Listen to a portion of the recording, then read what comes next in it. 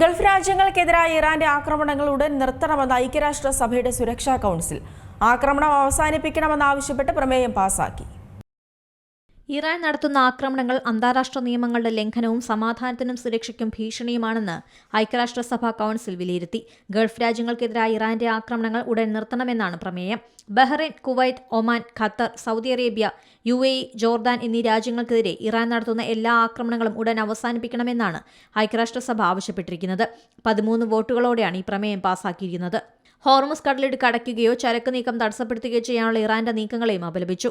135 രാജ്യങ്ങളുടെ പിന്തുണയോടെ ബഹ്റൈനിലെ UN അംബാസിഡറാണ് പ്രമേയം അവതരിപ്പിച്ചത്. ഗൾഫിലെ സ്ഥിരത ലോക സമ്പദ് വ്യവസ്ഥയ്ക്ക് നിർണായകമാണെന്നും പ്രമേയം പറയുന്നു.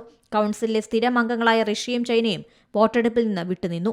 ഇറാനെതിരായ US, ഇസ്രയേൽ ആക്രമണങ്ങളെക്കുറിച്ച് പ്രമേയം പരാമർശിക്കുന്നില്ലെന്ന് ചൂണ്ടിക്കാട്ടിയാണ് നടപടി. പ്രമേയത്തെ രാഷ്ട്രീയ പ്രേരിത നടപടിയെന്നാണ് ഇറാൻ പ്രതികരിച്ചത്. International desk, Zee Malayalam news. ഏറ്റവും പുതിയ വാർത്തകളും വിശേഷങ്ങളും വിരൽത്തുമ്പിലറിയാൻ സീ മലയാളം ന്യൂസ് എല്ലാ ഡിജിറ്റൽ പ്ലാറ്റ്ഫോമുകളിലും ലഭ്യം.